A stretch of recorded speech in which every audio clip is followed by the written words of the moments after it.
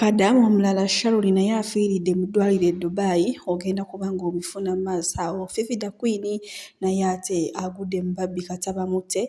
Bobi Wine si birungi n'akamu, Sheebah Karungi nabyo mbiyina mu maaso awo. Mugamba mutya mwasibye mutya bantu bange, kansubire muli bulungi ba mikwano ng'enkola yaffe. Mbasaba vidiyo eno mugimpeere like era n'ensaba gwe wenna atanaba kusubscribinga wano ku Suubira News Extra nti mukwano subscribinga era mugende mu notification bell olemisubanga byonna biyimba nteekayo. Nnyongera okusabira mu nnabalwadde abakosefu tisaba ekisa kya Mukama ate kibatuukeko ba mikwano. Era gwe wenna ayagala okulanga naffe wano bizinesi ku Suubira News Extra, ennamba weeri awo ate eya WhatsApp, jangu twogere ebisingawo. Sigenda kuyisa yadde eno Eddie Kenzo olunaku lw'ejjo ate bambi yasazeewo atulage bbebi waffe oli wa Nyamutooro ate atuuse awo nga w'omulaba. Sheebah Karungi munnange kale yasuuseemu era avuddeyo n'ategeeza ba Sheebaholics nti munnange embeera gy'alimu kale teyeeraliikiriza era munnange n'abeebazamu mwenna abamuyiriddewo omubiri ate okumusabira kale we tuli mu sayidizi. Omanyi abantu bwe badde batidde nga bagamba bannange omwanattu naye bo bajjaaji ba kuno tebaagala kusemba nakyo bagambye mbu olubuto Kasukulu yayogera nti nno kati kyaka lwe lumulwaza kabala bigambo bya Spice Diana principal maaso wano nina Calvin Kayanja ng'ate amutabukidde bubi nnyonyo. Bannange ekifaananyi kyo kizaalidde ddala ebizibu, katulabe akatambi ate tweyongereyo n'agaleero. Bannange Calvin Kayanja obusungu bwo buviire ddala ku ggumba ate liri ery'okumutima. Kale omugambo gwo mungi owedde oyo mubuuze Mickey simu zitufane takyavaako mukisa wadde amasannyalaze agaba kisiraani. Content yali atambula bulungi kasita twamulabako emagera abantu ne bamuggyako engalo. Ekifaananyi kyo tekikyakola makulu wano okuleka ekisiraani. Ate nkubuulire kati weegenderezeemu kubanga alimu n'olwa supaayi. Buli amwekulukuunyaako bamukwata. Gavumenti gy'ovuma buli lunaku lwemanya gy'osula. Nze nkubuulira oyo aweza nnamba mu kkomera. Nawulidde nti obala kugenda Canada era bulijjo kye kikuvumya abantu embwa. Naye wakola ensobi. Passport togijjanga ku internal affair. Kati njagala kukulabula nti w'olinyira ku internal affair bagenda kukunywa. Wakola bubi okubala omuzannyo guno n'otandika okuvoola abantu ng'akatabo ko tokajjanga mu Uganda. Ku internal affair tojjangayo katabo n'otandika okuvoola abantu. N'oyita abantu embwa. Mbu wanoonya ekifaananyi ky'ogenda okuteekako statement ye yasayiramu nti Uganda ekunoonya lwa bisiyaga. Nze mbatunuulira abavubuka abato, mbatunuulira ne mbasaasira. First of all toyina wadde enkoko gy'owa Maize Brand gy'okeera okuggulira. N'okeera okuvoola abantu abalina be balabirira, be baliisa, be baweerera, ne be babeezaawo. Gwe n'okeera okubayita embwa. Sebo wafunye kaadi n'ekifaananyi ky'ogenda okukozesa kwa sayiramu y'ebisiyaga e Canada. Nze nkubuulira wakola ensobi emu obutajja passport ku internal affair. Awe wali omusirikale ali ku fayiro yo era bagenda kukukwata. Ate bwe muvaawo nga mugamba nti Calvin Kayanja totubuulira mirimu giri bweru. Nze nkulabula kubanga abantu bovoola teboogera. Naye nkakasa ebyo byonna byokola bibakosa my brother. Abasajja balina obuyinza n'obusungu. Osinzidde mu kiwuunya kyeri tomanyi kyogenda kulya kyaggulo n'otandika okumanyira abantu. Wajjaayo bajja kukunyiga ensigo. Ate weegenderezeemu oyo aweza abantu mu kkomera era supaayi awedde emirimu. Bw'oba wamuwadde ennamba yo n'omubuulira ne gy'osula poliisi egenda kukeera nkya. Nze nkubuulira oyo mubuuze badde Mighty Family. Takyavaako mukisa mubuuze Mickey simu zitufane ne bwapostinga vidiyo waako 0.0 likes. Family ye na gurupu ye yemulayikinga bensi yamwenenya dda. Nze nkubuulira tubadde tukunyumirwa mwoyo katembawo. Nika state wakoze ebyo tebabikola. ebyo tebabikola. Oyo takyalina wano mukisa gumuvaako okuleka ekisiraani. Akunkumuka kisiraani buli amuliraana yagwa. Kale ayinza okuyisaamu Canada. Naye wakola ensobi egi passport okuba nti togijjanga ku internal affair. Bagenda okukusiba ejjinja ku ntula. Embwa ezo z'obadde ovuma banno bakugaye nti kati bagikuleetera awo bakugaye nti kati yiyo gikuba ensigo. Naye ng'ate ne ku nsigo basibyeko bbulooka.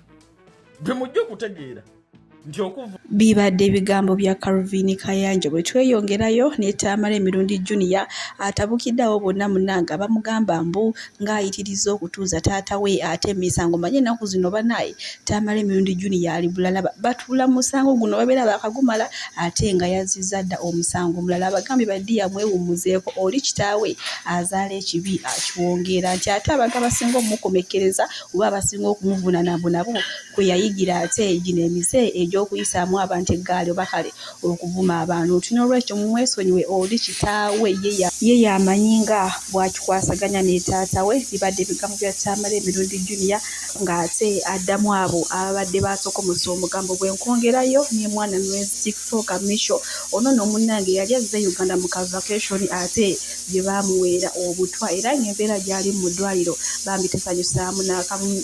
Misho ono yazannyako obuseries nga yeeyita Mario kale era abantu abasinga kwe baasinga okumutegeera bwali bunyuma bitya kale bambi twongere omusabira ate Omukama amusuusa obulwadde era addemu akakalabye emirimu gye. Bw'enkwongerayo amawulire ag'ennaku munnange mwana muwala Sharon ono nno ng'abadde awangaalira mu kibuga Dubai ate bambi naye yafudde olunaku lw'ejjo era nga yafiiridde mu ddwaliro ly'e Dubai. Bannange simanyi ennaku zino oba kiki abaana ennaku zino e Dubai bafa kiba kizibu okumala olunaku ng'e Dubai tewafuddeyo omwana ate nga Munnayuganda. Kale katusabe Omukama amusaasire era amusonyiwe byonna bambi ebyamusobako kannyabo kajjayo kajja Dubai kuyiiya naye ate Mukama naye nga yali alina enteekateeka ze. Kale katwongere okusabira ne famire y'omugenzi Omukama abagumye kubanga yawa ate era yajjawo. Fifida Queen mwina maaso wano ng'ate annyonnyola engeri ababbi gye babadde baagala okumumaza omukka omusu era akatambi kayina ze muzikirize mbasiibulire wano. Omukama abankuumire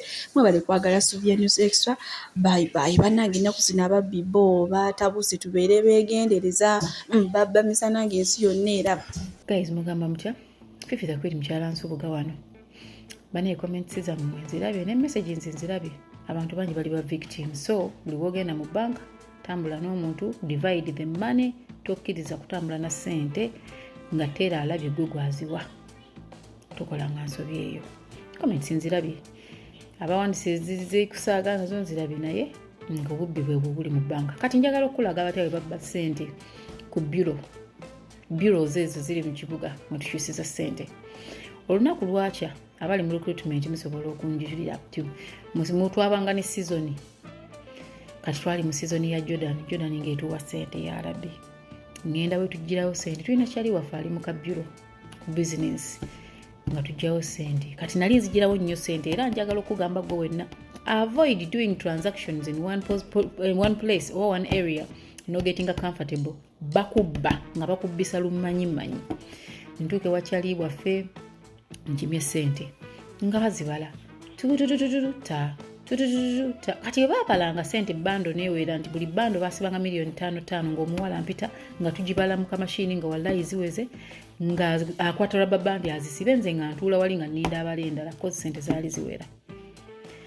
Kaakati amala okubala bubando bonna nga ndaba nga obuweze apaakinga ssente azimpa nziteeka mu kibbaaga omwana abaka kibbaaga tuyingira motoka zu asikali waawo kyali wange mwokyayo ne mwokya n'enfuluma nengenda. Kati bwe nali nvaawo nali ngenda ku kibulooka. Bwe njogera ekibulooka bali mu recruitment kiba kimanyi tosobola okuba ne ba agenti nga 10 nga ssente ezo kwe bali. Kati nvuga ngende eri ku kibulooka kyange ngende ku kibulooka baba will beat you. Nvuga ngende ku kibulooka we kiri tusootinga ab'ekibulooka ngenda ne ssente ezo tutuuka wali tugwe ku ssente tuzibale nga ssente zaali ziweze naye nga muka Katonda mu ggulu we nali enfuluma omuwala yabalanga ssente nga ndaba ng'era nkonfaminga mashini ebaze eno bando ya $1,000,000 ng'abaana baddamu bazibala. Kati omu ku ffe kyava agamba temuzijja mu zibbando zaazo muzireke nti ozijja oli kyali waffe nti kubanga tumumanyi naye ali mu bizinensi y'emu tho ye yali yafuna eyo bizinensi endala naye nga mu recruitment mwali. Nga Guy mukubira essimu n'amugamba bampadde ssente naye bampaddemu ebicupuli. Nga ngamba iki bicupuli mama bizze bitya? Bampita mama cause mamize ogolusa ampita mama. Ati munaye nga ngamba akanzije oli wanga mugamba ekibloka we kituula ngajja yavuga ng'agwa ku ssente nga mugamba n'ekituufu kiri nti si kicupuli naye ssente bazisiseemu zikoze shortage ya miliyoni 10. Ne mugamba naye simanyi batya kubanga bwe nnyimiridde ku kamashini wali omuwala abaze ssente ne ziwera. Nambuuza tolina wookyamyeko nti nedda, tolina gwozitumye nti nedda, bwe mbadde bwe nvuze mpaka wano. Nga Guy agwa mu ssente ng'azibala agenda oziraba nga naye akizuula nti buli bando yagisokoolangamu. Ng'akwata ssente ng'azizza mu kisawo nga tulinnya mmotoka yagamba tuke tuddeyo. Bwe twatuuka teyanyega abakozi be bambi twasanga bali busy because that place is very busy. Abaana abasinga bakolerawo bamuwagira. Nga tuyingira mu kala ofiisi ka manager ng'atandika okubala ssente. Ng'aziddamu nga teziwera nga ssaako footage. Nga mugamba oli yampozeeko ng'azannya footage nga nnyingira ndaba njogera n'asikaali babala ssente bwe nzija n'azibala nenva ku ttera n'engenda n'entuula bw'abala n'enzija n'enzirayo n'entuula. Nangamba ide wano mama akoze n'ensobi tobanga wantu awo nga babala ssente balina zibala ne bazisiba ng'olaba. Kati nze nakola ensobi y'okuba nti wano mbadde nzijjawo nnyo. Kitegeeza nti omuntu ono yajjanga atubbanga n'okukirealize nga tetukirealizinganga. Kati ng'azannya ng'agamba ne miliyoni 10 ssente nnyingi omuntu ng'aba asokodde ssente z'abandi nnyingi ng'azannya footage. Bwe yazannya footage ng'omwana bwe yabananga okubala ssente nga ziweze ng'akutte ssente okuzambaza rubber band kano ke yeesikangamu bw'ati yazitanga ne ziyiikako ze ziyiiseeko. Bandi emu yayiikangako eziwera endala neyiikako entonotono nti buli bando yajinyenyanga nga olaba basokoola amatooke gano abantu ge baleeta ku mamotoka abwe be bagakulakulako simanya ne bakola enkota ensawo z'amatooke naye kye yakola. Guy n'awulira ng'atidde ng'aswadde n'okuswala baami n'agamba kale abantu bange benkolagana nabo omwana ayagala kundeetera buzibu. Ng'alinda bakiranti nga bafuluma nga Guy abakuba akasiba n'akasimu mumpe miliyoni 10 nga bazibala tatatata nga bazireeta nga ye wennyini bwe yazituma omwana ajja. Ng'amugamba gwe wakoze ku mama nti ye ssente za mama zibulako miliyoni 10. Namugamba ati kisoboka nze avudde wano nga muwadde ssente ziwera uwavuvayo omwana yalayira. Naye fe abali munda nga tuva kulaba footage twasigala tetukkiriza nti yali wali yalayira. Sinnakwata ku ssente nze nazibaze nenzimwa maybe gwabadde n'emmotoka zisokodde cause definitely zisitambula bw'omu. Ne mugamba mbadde ne brother wange wuuyo era sinnayawukanako naye. Nze nabawadde ssente nga ziwera oba olina wooziwummuliza biki. Bosi we namugamba nti omanyi tulina footage tuzannye kamera okakasa tonakwata ku ssente z'abandi. Aga Katonda omuwala yalayira. N'agamba bamuzannye footage guvanga ku muntu omubbi. Ne bazannya footage nga teyeesise namu nti banaye temuzannya temumalaayo kaneerope. Ne batuuka ku point ssente we yazisikirangamu. Kati yazisikangamu nangalo tuwuna asikamu wabula yazinyeenyangamu bw'ati ne ziyiika. Ng'eno akozesa kigere n'azisindika wansi bw'ati. Kyava amugamba okyayagala nzannye vidiyo. Sinabba agenda bituuka tumulaba ng'agamba nze najjako miliyoni 2 sinaweza ku miliyoni 10 n'obuzibu omwana wange mulwadde biki omusala gwali tegunnatuuka. Namugamba nga kitegeeza kukwata mu ssente z'abandi lwaki oyagala okunjawula n'abantu. Namugamba njagala ssente zonna. Namulaga wa bando esooka yiiyo zigwa osindisa ekigere zonna bando n'azimulaga. Namugamba teekamu ssente z'abandi.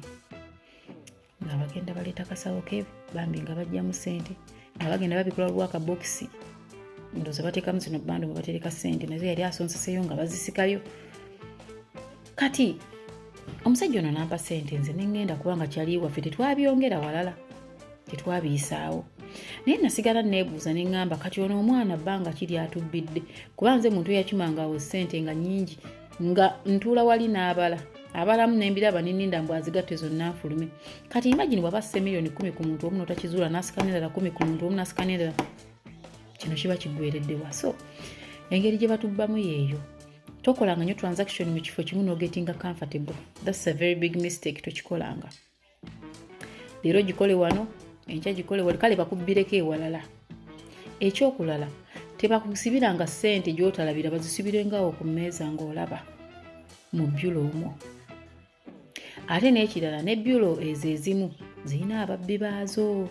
Era ogenda ofuluma nga bakulinze wabweru batandika okugoberera. Waliwo omuntu yawandiisa comment n'agamba mbu banka omuntu atakugulirawo akawunti tasobola kubba ssente ku akawunti. Namulabye nga yakava mu kyalo oba yakafuna smartphone. Omuntu ng'akola mu banka asobola okubba ssente ku akawunti yo. Kabeere nga yaliwo nga baggula akawunti oba teyaliiwo. Ssente z'abantu eziva ku akawunti si za bulooza baani abaziggyako. Mizimu oba misambwa bakozi ba banka be baziggyako. Nze nina anti wange baamubbako ssente ne tukubira banka ne tugiwa ennaku. Twakuba Lwakutaano ku Mande ne bazizzaako ssente naye omubuuka yaggyeeko ssente ze. So omuntu yenna nga bakuggyeko ssente olina kukalira mu banka eyo, olina kwefuula zolo okusobola okufuna ssente zo. Ababbi babbira ddala. Omuntu omu yampeereza message n'angamba ye baamusalirako ku banka ng'afuluma ne bamutuuza mu mmotoka ne bamutwala. Naye okumutuusa gye baamutwala ssente yali azitoddeko within the bank ng'asasudde fees. Naye abasajja mbu baamukuba nga bamugamba ffe batugambye olina miliyoni 6 lwaki oyina 4 ne bamukuba. Era kye yakola yaddayo olwamala omukuba n'agenda ku poliisi ne bagenda bakwata ttera w'eyo bank. This man was paid. Ampeereza ebintu byonna mu inbox. Nangamba fifi abatubba baba battera abo bantu ba mu banka munda. Banka weba ekimanyi nti nno ababbi batuula munda mu banka. Lwaki temukola lutine mugamba no kati bana abantu batudde nnyo. Lwaki mutudde nnyo mu banka? Muggalengawo mugambe n'ennamba eri munda kemala okugwa tuyingize kale ennamba endala. Naye ebyo byonna babeera batufera. Ababbi bava munda mu banka. Baba musobola okukwata obuwuzi ne musiba peeni zireme kubbibwa. Lwaki temukuuma ssente zaffe? Lwaki temukuuma n'emimwa gyammwe ne mutatuyitira ababbi? Ababbi abantu bava mu banka.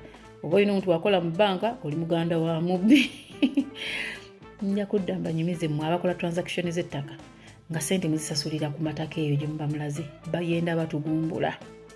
Emboozi si yange naye omuntu omu yaginyumiza ne story yazannya gataliiko nfuufu. Tokolanga nsobi kwetikka mu kitimbi gwa nsimbi n'ogenda ku ground ng'ogenze kusasula. Genda laba ettaka dda mu banka balekere ssente bafaafaagane nazo. Fifira kweri mukyala Nsubuga. N'agamba saagambye